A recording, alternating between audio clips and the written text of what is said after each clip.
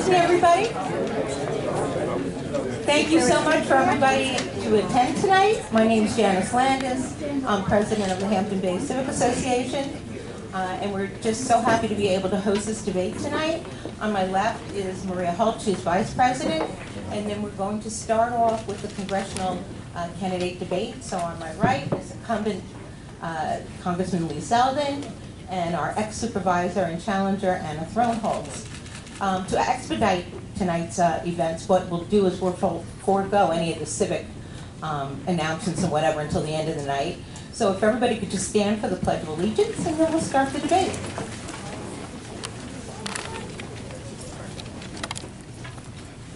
Pledge of allegiance to the flag of the United States of America and to the republic for which it stands, one nation, under God, indivisible, with liberty and justice for all.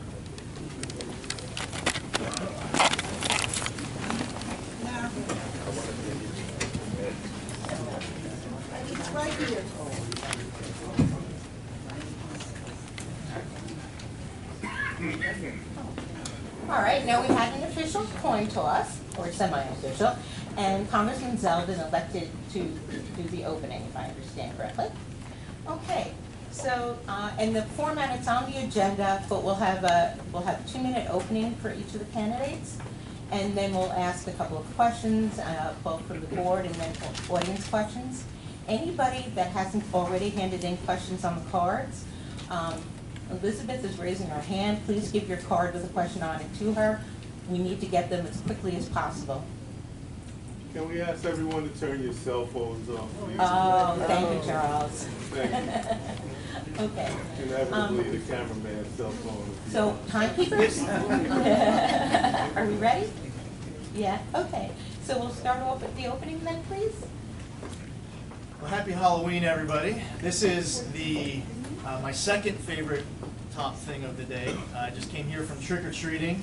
I don't know if this is on. Just came here from trick-or-treating with my daughters who were dressed as Pikachu and a police officer. Now we're here, so and I'm excited to be here for what hopefully will be a great debate tonight. I have been so greatly privileged to be able to represent this amazing congressional district these past 21 months. I served 4 years in New York State Senate before that, and prior to that I was on active duty. I grew up, born and raised here on Long Island.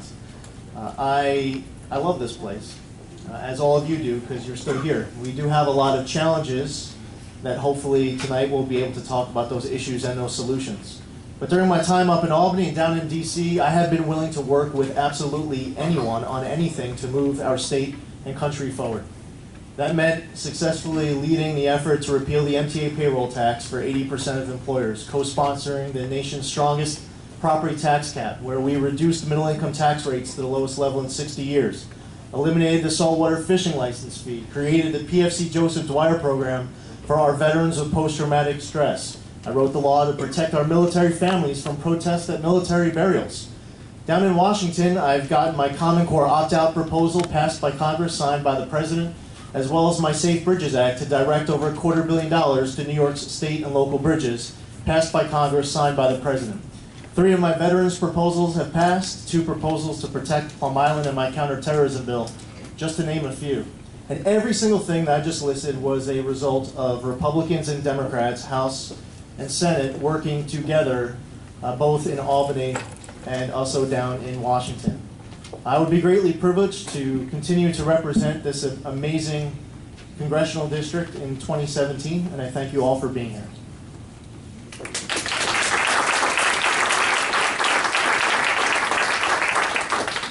Hi, and good evening, Hampton Bays. It's great to be in Hampton Bays, as always, and I want to welcome our congressman to Hampton Bays, and also many of you who may not be as familiar with Hampton Bays as many others, but this is, in my opinion, the jewel of the East End.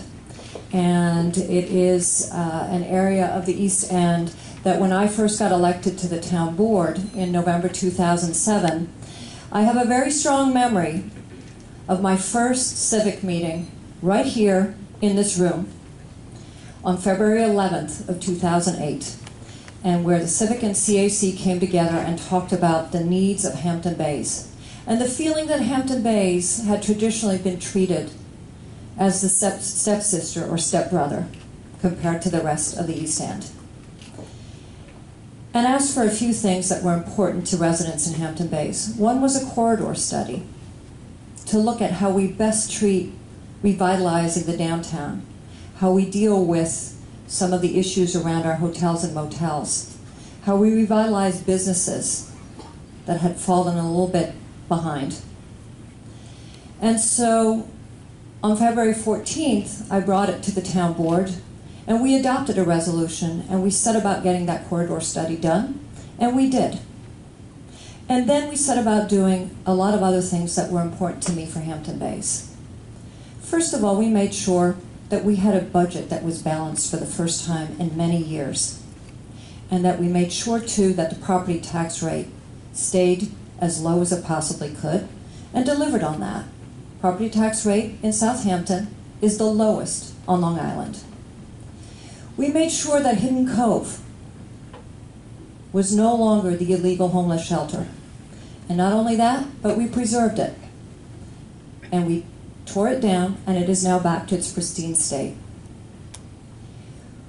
We made sure that Canoe Place Inn was the best possible application for this district, and had the whole community out there asking for it. We preserved the Girl Scout camp. We preserved some of the property along Montauk Highway. We paved Main Street, despite the fact that the state wasn't going to do it for several years. We upped code enforcement to new levels, over 40% increase in full-time and part-time code enforcement officers. We put a special prosecutor in place that does nothing but adjudicate the quality of life issues that were plaguing Hampton Bays. And we made sure that the old Coast Guard station was no longer the nuisance that it had been, and also preserved. And I think most of all, and the thing I'm the proudest of, is Good Ground Park. And Good Ground Park is now the jewel of the East End. And I want to thank our state legislators. We got over $2 million to do it. But that's the kind of representation that I represented in town, and that's the kind of representative I will be in Congress. Thank you all.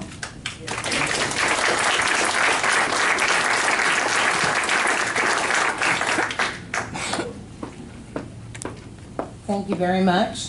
Now, the first question that we'd like to ask, and I'll address it to Anna Holtz.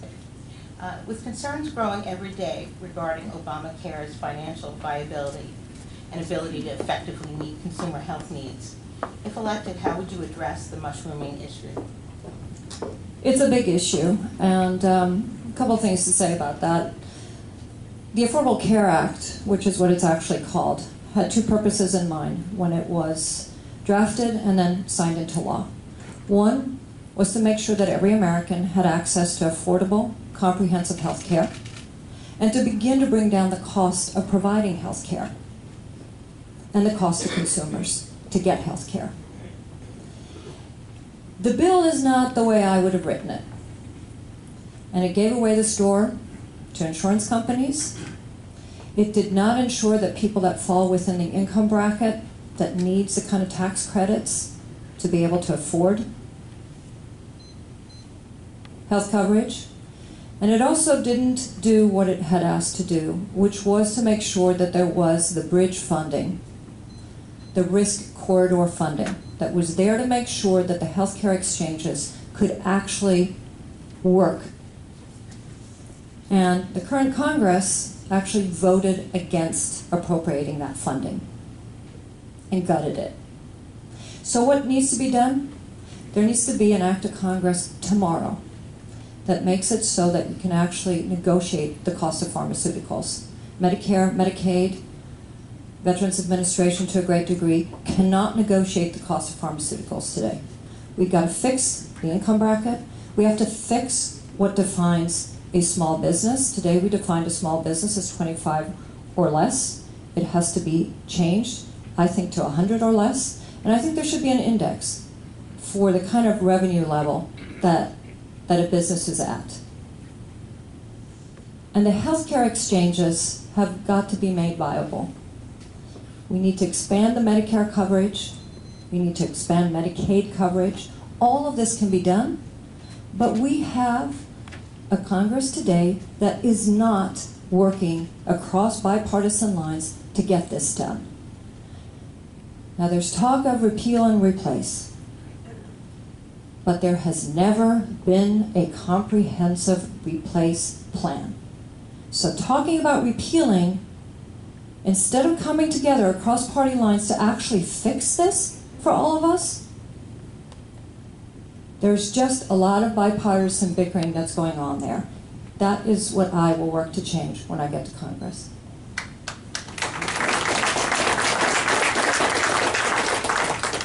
Well, unfortunately, Obamacare didn't provide affordable coverage for everyone. You weren't able to actually keep your doctor as was promised. You weren't able to keep your plan as was promised. People constantly complain to me about lost doctors, canceled policies, longer wait times, higher premiums, higher deductibles, and everyone who was on the health insurance exchange in New York, Health Republic of New York, last November, over 200,000 New Yorkers in the middle of coverage, some in the middle of treatment, some in the middle of cancer treatment at Sloan Kettering, told in the middle of their treatment that they no longer had any coverage. Not 60 days or 90 days from now, you weren't covered anymore. We have providers 60, in the 1st Congressional District, owed 6, 7, 8 figures because of the failure of Health Republic. There is a bipartisan compromise on parts of this, continuing to cover people with pre-existing conditions, continuing to allow children to stay on their parents' policy. There needs to be more choice. There was only one co-op in the New York Health Insurance Exchange. There should have been more. New York State, instead of getting someone capable of creating a health care plan, instead got the Freelancers Union, which rented one. And when they realized they didn't know how to sell their policy, they marked it down. They sold it for less than they rented it. And when they asked New York State regulators for permission to fix their numbers, New York State regulators said, make it work, and they went under. A lot of those people went onto Oscar policies, and they just received notice right now that they aren't going to be covered here on the East End, as well as some of their coverage in New York City. So it's a huge issue. You need more choices. You need more providers honoring more policies, as well as having more policies. It's not just the co-ops in North Carolina where Aetna and United Health are getting out of the market. Hundreds of thousands of North Carolinians included in that statistic of how many new signups there are all losing their coverage as well. Additionally, we have a lot of small and medium-sized businesses on Long Island offering their employees less of a policy for more of a cost now because of Obamacare. We need to have more of an ability for these small and medium-sized businesses to be able to pool their policies so that they can offer more policies for less of a cost. Additionally, the tax code should allow people to be able to set aside more of their pre-tax earnings towards their healthcare costs. So using the tax policy, the tax code, is very important as well. This past January, Congress passed a bill to repeal and replace Obamacare. The president vetoed it. It is his signature domestic legislative accomplishment. So it's going to require a new president. There is, regardless of what happens on November 8th, because Obamacare is going to collapse on its own in 2017, whether you are Obamacare's staunchest supporter or biggest critic, Republicans and Democrats, liberals and conservatives will have to work together to figure this out in 2017.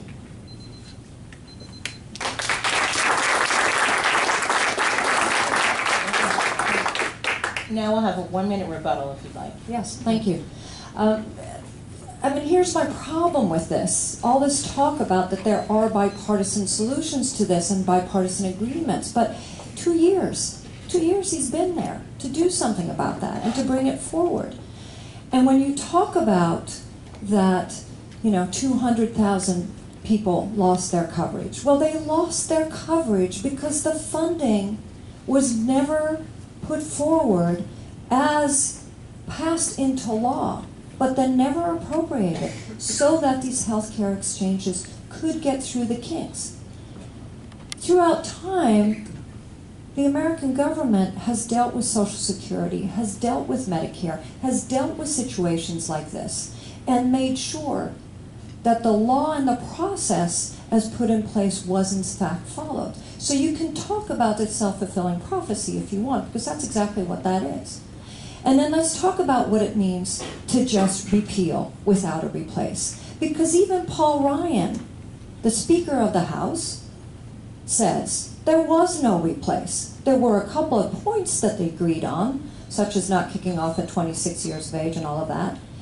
But if we just repeal tomorrow, 22 million Americans will lose their health insurance. And guess who's going to pay for that? Yeah. I honestly, I don't know how these entire debates would go if I spent my entire time just sticking my finger in my opponent's face, but we're getting used to that now. As far as Obamacare goes, and what is so important to note, and again, my opponent, she likes to criticize, she likes to talk about stuff that is or isn't done in Washington, but she never actually reads the bill. The bill that was passed this past January, the repeal and replace bill, was a 2-year replacement. It was not a bill that if the president signed, 20 plus million people would lose their coverage the next day. But she doesn't read the bills, she just says the stuff that sounds good, and that's deeply unfortunate.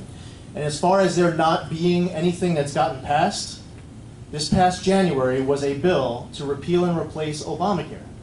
And there is bipartisan agreement on parts of the solution, and there is a healthy dialogue as far as what to do with the rest of it. But you know, again, I'm kind of trapped in here. I'd be standing and whatnot. But I mean, really, it's getting old. I mean, literally every single question, my opponent just sticks her finger like in my face. It's just bizarre stuff. But I guess that's how you think it's supposed to be in Congress. So you'll fit right in, I guess.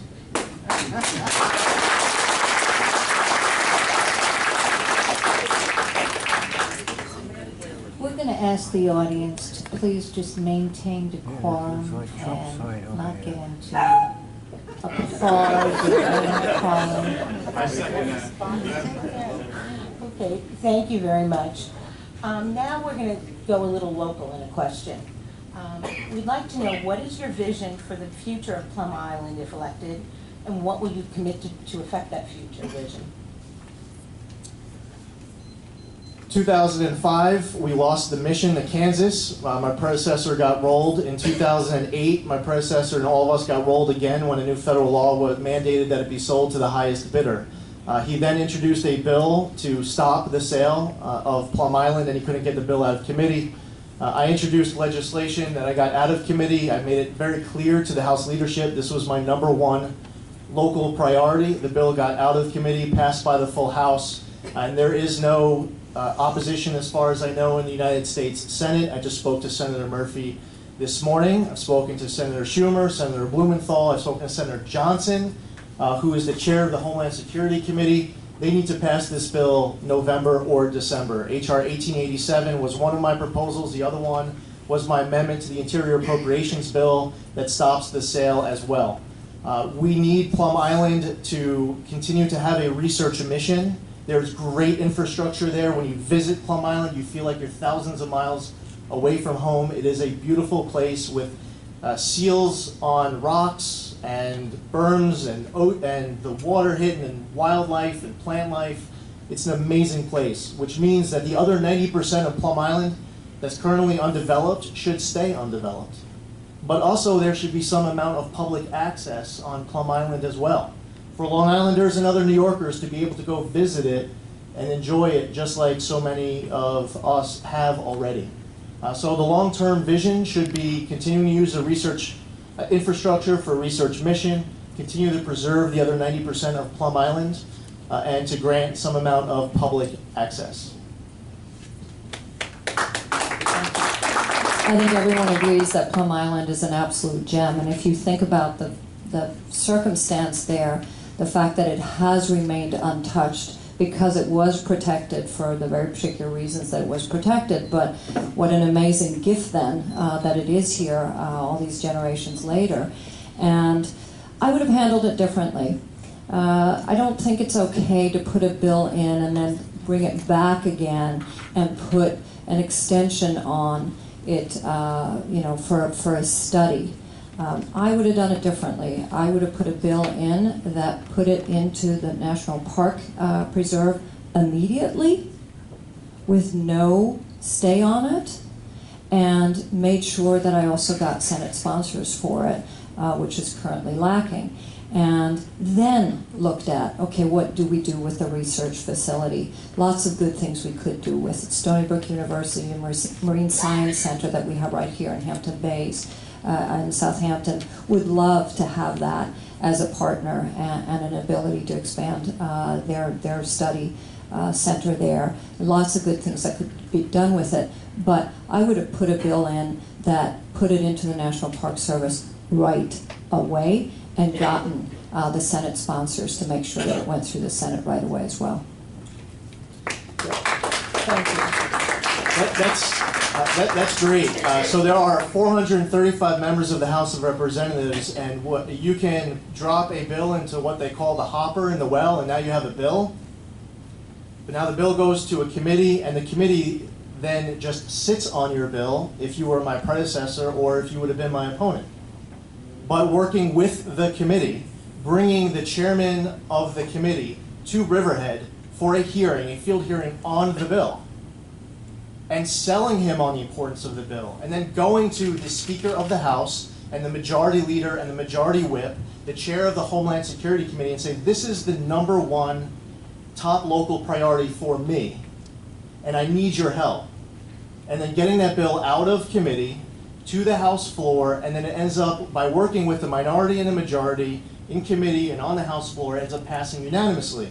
Now, on my approach amendment, Senator Murphy is carrying it, and I've spoken to Andrew Crenshaw, who's negotiating the package in the House. Senators Boozman and Coons, we are completely working the process, but Senator Murphy is carrying it in that House. Senator Blumenthal is taking the lead on the other piece of legislation.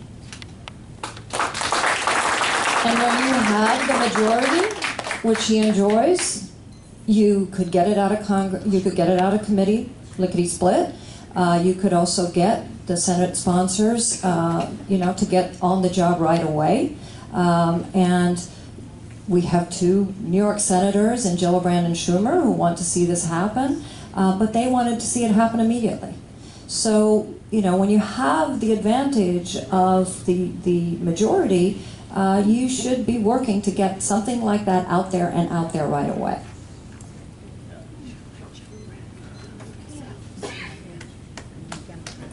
Okay, thank you very much. Now, one more question we'd like to ask that is a bit local in context, but has a wider range in terms of needing to be affected. Locally, our bays are suffering from nitrogen overload, spurring the collapse of shellfish populations and the disappearance of eelgrass beds, which function as nurseries for both shellfish and finfish. The current federal drinking level standard allows a level of nitrogen that cannot support aquatic life. Would you support tightening the standard? Do you want me to start? Sure. Yes. I think many of you know that this is an issue that has been front and center for me in my entire time in office, and it is why I brought the idea of an incubator research and development site right here in District 1, New York, to the Governor's Regional Economic Development Council. And not only got their interest in it, but got the Governor's personal interest in it. And by the very good help of our Assemblyman and our State Senator, Fred Thiel and Ken LaValle, we got this thing actually to a dream come true. And it is now at Stony Brook University, and it is the National Center on researching how we develop retrofit systems to go into all of our separate and single cesspools and septic systems, knowing that right here in Suffolk County we have over 360,000 homes that will probably never be sewered. The cost of sewering them and the disruption to infrastructure is so costly and so complicated that it wouldn't do it. And this is the way to do it, but also realizing that this is a market potential and a job creator of a very unique kind, because the entire world is dealing with this issue. So when we crack the nut on this, which we have a very rapid and intense timeline for, and we have the foremost minds in the world working on this, have already created several jobs as a result of it. We will start to understand exactly what that standard should be and then work into the legislation. It's something that we've talked about for years doing. I absolutely support it. Assemblyman Engelbright is also front and center on this, but we need to make sure that the standard is one that is high enough so that we start to actually reverse the nitrogen loading.